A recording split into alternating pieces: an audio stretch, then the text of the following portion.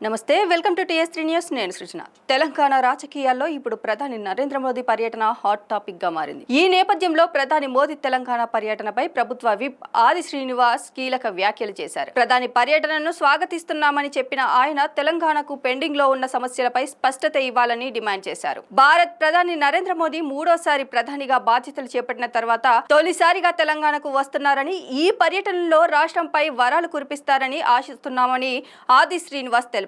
చాలా కాలంగా పెండింగ్ లో ఉన్న అనేక కీలక అంశాలపై ప్రధాని స్పందిస్తారని నమ్మకం వ్యక్తం చేశారు. అదే సమయంలో తెలంగాణ బీజేపీ కేంద్ర మంత్రులు, ఎంపీల పనితీరు కూడా ప్రధాని ప్రసంగంతోనే తేలిపోతుందని ఆది శ్రీనివాస్ వ్యాఖ్యానించారు. రాష్ట్రానికి న్యాయం జరిగేలా చూసేందుకు బీజేపీ నేతలు మోదీపై ఒత్తిడి తీసుకురావాలని సూచించారు. తెలంగాణ అభివృద్ధిపై బీజేపీకి ఎంత చిత్తశుద్ధి ఉందో ఈ పర్యటనతో స్పష్టమవుతుందని అన్నారు. ఇక హైదరాబాద్ మెట్రో విస్తరణ అంశాన్ని ప్రస్తావించిన ఆది శ్రీనివాస్ చాలా కాలంగా కేంద్ర ప్రభుత్వాన్ని అనుమతుల కోసం అడుగుతున్నామని తెలిపారు. చెన్నై, పూణే తరహాలో మెట్రో విస్తరణకు అనుమతులు ఇచ్చిన కేంద్రం హైదరాబాద్ విషయంలో కూడా సానుకూల నిర్ణయం తీసుకోవాలని కోరారు. అలాగే రీజనల్ రింగ్ రోడ్ ప్రాజెక్టుకు ఇప్పటి వరకు పూర్తి అనుమతులు రాలేదని, ఫ్యూచర్ సిటీ నుండి బందర్ పోర్టు వరకు గ్రీన్ ఫీల్డ్ హైవేకు కూడా క్లియరెన్స్ ఇవ్వలేదని విమర్శించారు. తమ్మిడి హట్టి ప్రాజెక్టుపై మహారాష్ట్రలోని బీజేపీ ప్రభుత్వంతో మాట్లాడి అనుమతులు ఇప్పించాలని ప్రధానికి విజ్ఞప్తి చేశారు. కాళేశ్వరం ప్రాజెక్టు అవకతవకలపై సిబిఐ విచారణ అంశాన్ని కూడా ఆది శ్రీనివాస్ ప్రస్తావించారు. ఈ వ్యవహారంపై రాష్ట్ర ప్రభుత్వం ఇప్పటికే 10 నెలల క్రితమే కేంద్రానికి లేఖ రాసిందని గుర్తు చేశారు. గతంలో కిషన్ రెడ్డి సిబిఐకి అప్పగిస్తే 48 గంటల్లో విచారణ ప్రారంభమవుతుందని చెప్పారని,